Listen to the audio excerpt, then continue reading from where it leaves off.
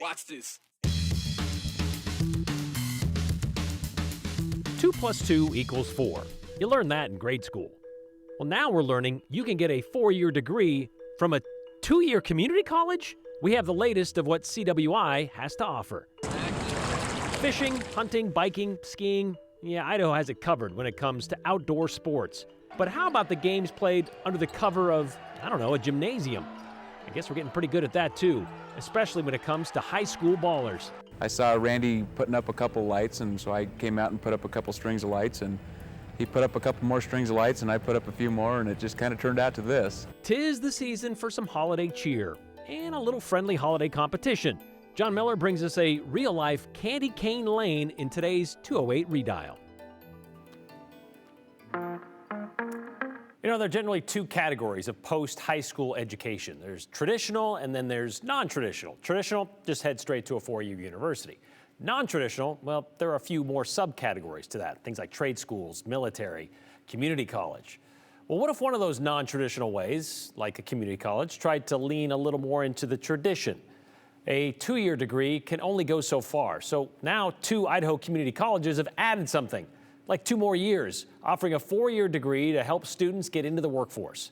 You may be asking why. Well, that's just one of the questions Joe Paris had for the president of College of Western Idaho.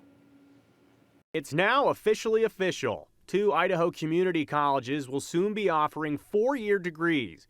They are the first programs of their kind in the Gem State. We're very thankful for this. Gordon Jones is president of the College of Western Idaho. Soon, they will offer a Bachelor of Applied Science in Business Administration, a major step for the college. Which allows you to access a lot of jobs that you don't have a bachelor's. It's tough to get considered. The State Board of Education also approved 2 bachelor degree programs at the College of Eastern Idaho, based in Idaho Falls. Bachelor of Applied Science and Operations Management, as well as Digital Forensics and Analytics. The approval from the State Board came after extended debate.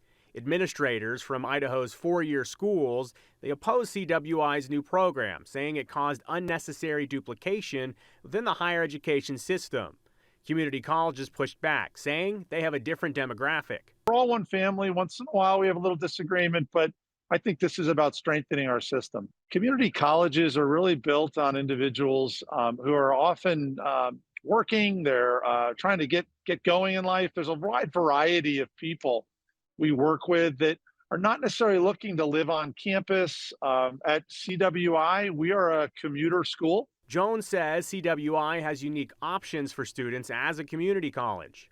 We're offering a lot of flexibility, 8-week starts, evening classes, a lot of things that come with recognizing that folks trying to pursue education while also either raising kids, you're working, you're in just a lot of complexity that we think is going to be a great option. You heard that word affordable as a selling point. So what does that mean? We estimate this would be a total of about $18,000 to $19,000, which we think puts that in the range of affordability for most Idahoans. So does this open the door for more 4-year degrees from CWI? It's part of an overall theme of how do we get every educational institution serving the populations they have. Whether we do new degrees in the future is something to be talked about, but I promise you, it would be applied, it would be affordable, and it would meet the community's needs. So at CWI, what does an applied bachelor's degree even mean? So think hands-on, think applied, think project-driven, that puts you out with employers. It's marrying some theory with also the practice, how things happen in the workplace.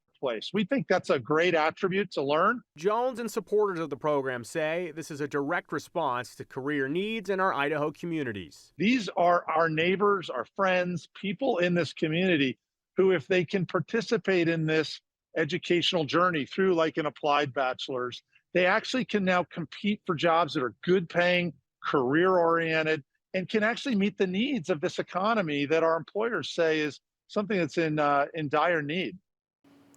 So the colleges are working with their accreditors right now to get everything coordinated, cross all the T's, dot all the I's. But the hope is to have the program launch in the fall of 2024, something that I know the College of Western Idaho is very excited to get going. Hopefully they get all the paperwork in soon. Okay, so you said $18,000 to $19,000 a year. Right now, looking at Boise State, that's up in the mid-20s to upper 20s for a 4-year degree.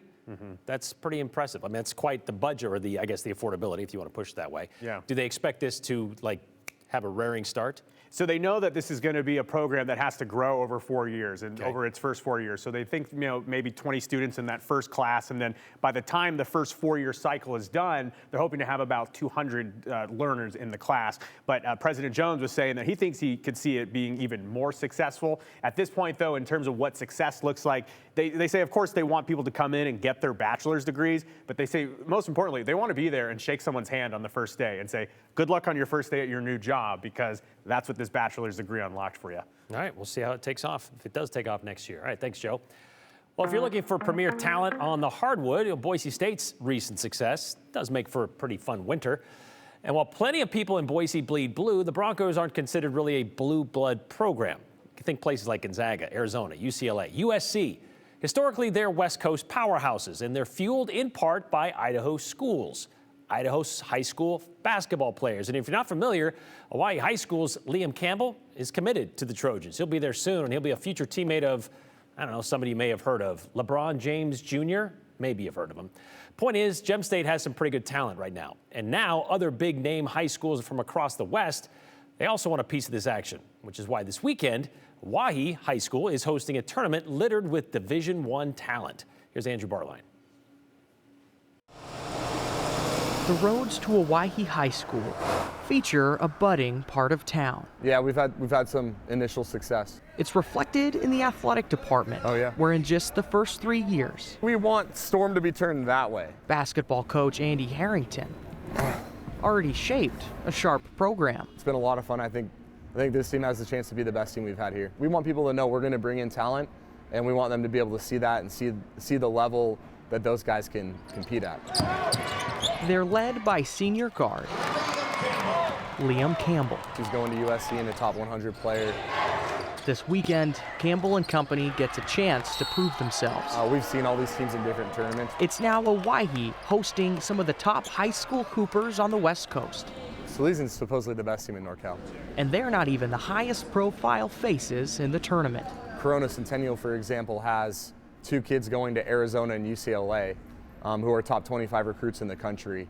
So I think the amount of high-level players has never been done before in the state, and it's something we want to continue. California, Arizona, Washington, and Oregon. More than 40 teams They're going to be good. flooding to the Storm. But make no mistake, You have wristbands for Rocky. the Gem State talent stacks up just fine. Pocatello has Julian Bowie, who's going to Boise State. Hillcrest has Isaac Davis, who's going to BYU. We want people to know we're going to bring in talent, and we want them to be able to see that and see the level that those guys can compete at. A lot of times people, I don't want to say they sleep on Idaho, but it's just kind of tucked away where there's not a lot of knowledge about the good players out of the state. It's the setup now Getting stuff done. for the payoff later. You guys are going to win by a million tonight, right? A hometown showcase to the top talent in the state. This weekend, all roads lead to Owyhee, the calm before the storm. The big thing we wanted to do is bring in really, really top-notch out-of-state competition, and this year we've been able to do that with some of the programs we brought in. The tournament starts today and runs for 3 days. It hosts divisions for different high schools depending on size. There's a big varsity, small varsity. They also have divisions for underclassmen too. The action technically tipped off for that first game at 3:30. That was for the Madison Bobcats from Rexburg to play against Sheldon High School. They're from Sacramento. And this is really interesting to me, Brian, being a Washington State kid, where kind of by Coeur d'Alene, where Blake Buchanan now plays for the Virginia Cavaliers, and he's from Lake City High School up north. And then, of course, a huge basketball scene in Seattle, where there's guys like Zach LaVine that play in the NBA that, I saw growing up when I would visit the west side of the state. Yeah. So seeing that there's kind of that budding in Idaho, it's really cool to watch. Well, these players have kind of been peppered through over the years, going back at least 20 years, players going to Wisconsin, Gonzaga, as we mentioned. You're saying now it's just a little more concentrated. We're seeing more of them more frequently. Yeah, and these are kids that, I mean, these studs coming from, I can't remember the name of the high school, but the coach mentioned it, you know, the best team in North California. They're like, yeah, I want to go play against Owyhee. That guy's going to USC. Yeah. I want to play against him. So they're coming up here to do it. It's pretty cool. That is kind of a new thing. All right. Thanks, Andrew.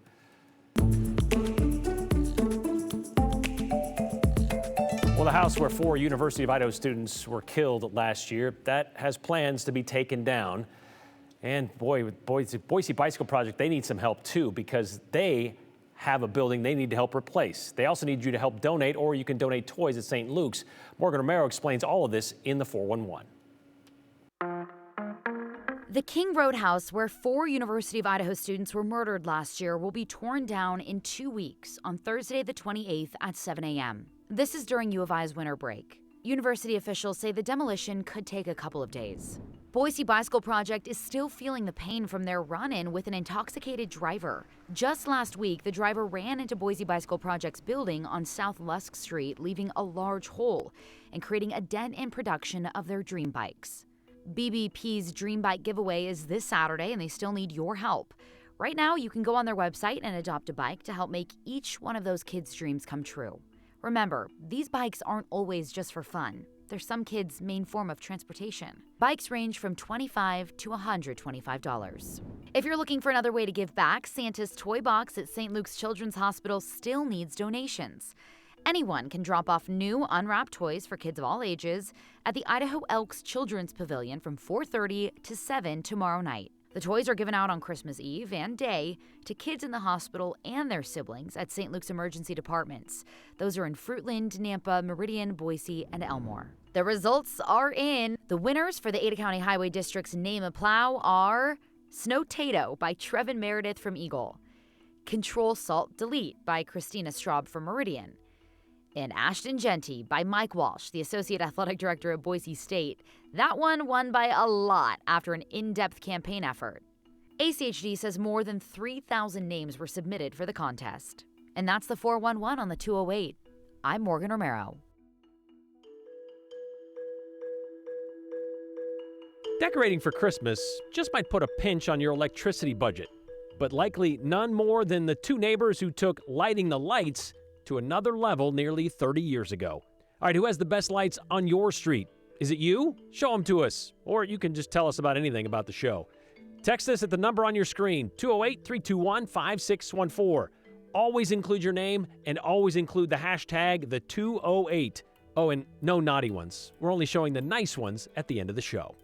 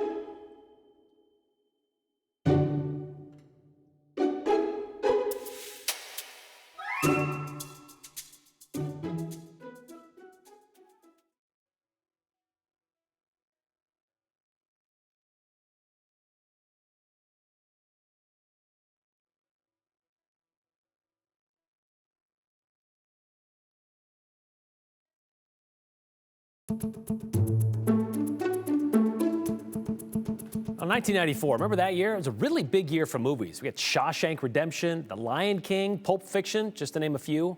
Grunge was all the rage. We were listening to the biggest hits by Beck, Warren G, and All for One. Remember the song I Swear? Idaho's population back then was just over 1.1 million people, and 2 of them were in an epic battle over who will win Christmas. The ammunition, well, it'd be the number of Christmas lights they could wrap around their houses in West Boise. It's all in today's 208 Redial from John Miller.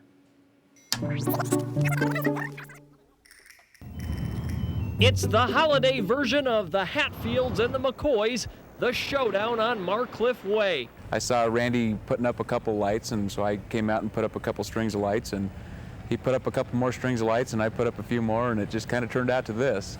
This is friendly Yuletide competition between neighbors John Colgrove and Randy Segnar, and perhaps the biggest power drain in the Western Hemisphere. Well, I think I got somewhere between 15 and 20,000. I lost count of them. Somewhere around 13,000. When I take them down, I'll figure it out exactly. We probably have at least 30 or 40 extension cords around the house. From the basketball hoop down to the air conditioner, enough wattage to send the old meter into orbit. I was looking at possibly buying some stock in Idaho Power. Or perhaps some traffic lights. You get a lot of people coming by with cameras and movie cameras. People clap and yell Merry Christmas, and they really like it a lot. Christmas lights, woo! We have tour buses coming through here. Yeah, there's a couple of scheduled tour buses that come by. You know, I wish there was a way you could see both houses at the same time. Well, you know, if you were in a helicopter. It's not hard to pick them out from 2,000 feet up. John with his rooftop reindeer, and Randy. Yeah, I've played golf since I was 6 years old, and my wife came up with the idea to have a golf hole on the roof. So we went for it. Oh, there's no place like home for the holidays, 'cause no matter how far away you roam. What if a bulb goes out? What do you do then? Panic. And what do their wives think of them panicking up on those slippery rooftops? They're insane. That's nuts. He's crazy. I was in the kitchen and heard this really loud boom. It wasn't Santa. No, it was him. I knew he fell, and I went out, and he was hanging onto the rain gutter and the ladder at the same time. Oh, there's no place like home for the... John took the neighborhood trophy for best display, but Randy's always planning for next Christmas when they'll light it up again to find out who's king of the kilowatts on Marcliff Way. These days, we wouldn't need a helicopter. Just send up a drone to see what it looks like from above. Okay, so maybe you recognize one of the neighbors in that story from 29 years ago, John Colgrove, the guy who won the contest. Back then, he was the Boise grocery sales manager for Albertsons. Pretty sure he's moved on from Marcliff Way, but he still works for Albertsons, and he has for the last 46 years. And since 2017, he's been the Intermountain Division president. We're hoping to find out if he still competes with his neighbors for the brightest house on the block, but we've yet to hear back.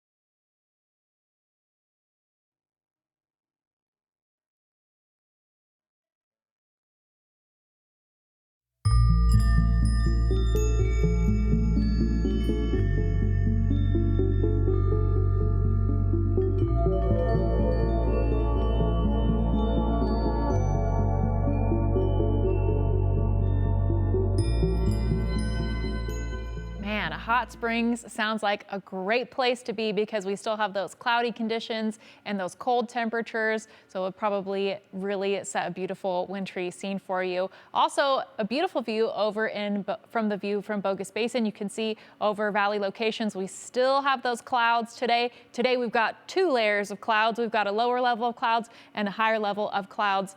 And so even though at times the lower level of clouds cleared, we had that top layer overhead to make some more of those cloudy conditions, not letting a whole lot of sunshine through.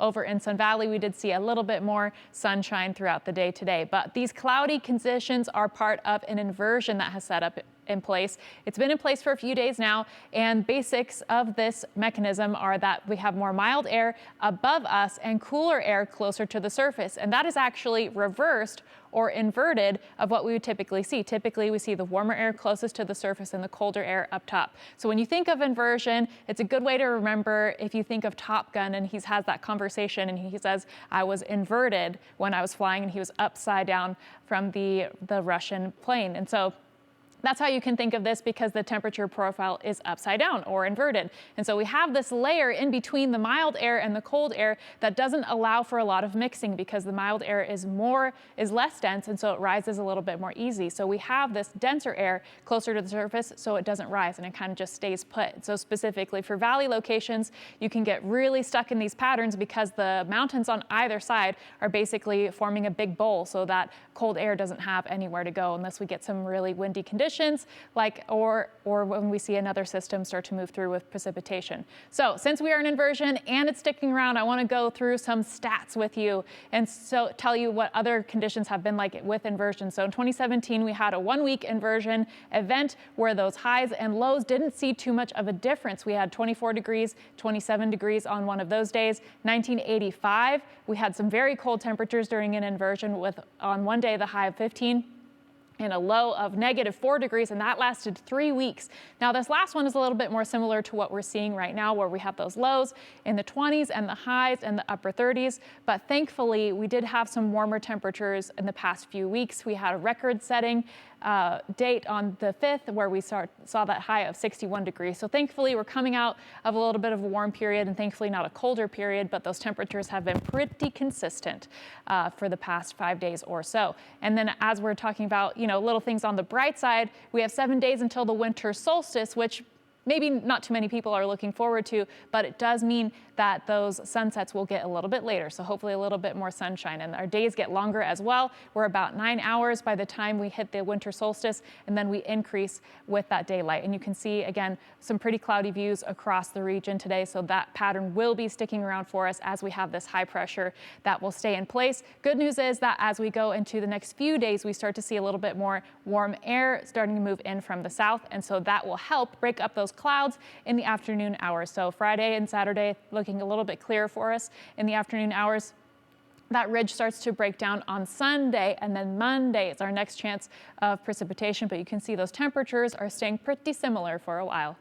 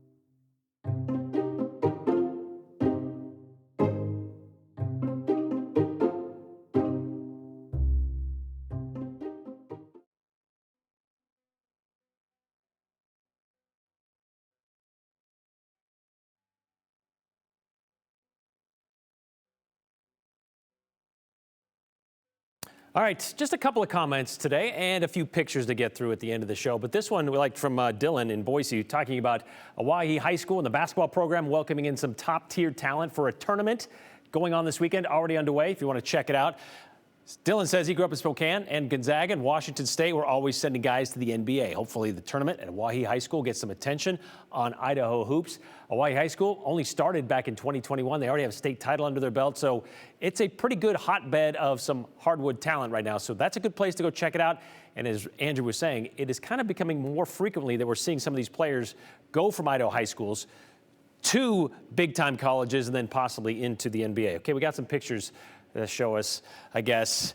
And I don't know what your thoughts are on decorating without the lights, but I wonder if it sounds like a vacuum being run on the lawn when you walk by some of these houses where it's just riddled with blow-up animals, things, stuff like that.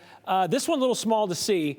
I'm looking at it though, but I'm counting 1, 2, 3. There's one in the back. There's 4. How many Grinches can you put on a front yard? That's what I want to know. That's a question you can answer as well. We'll try to answer that, or at least wait to hear what you have to say. See you tomorrow.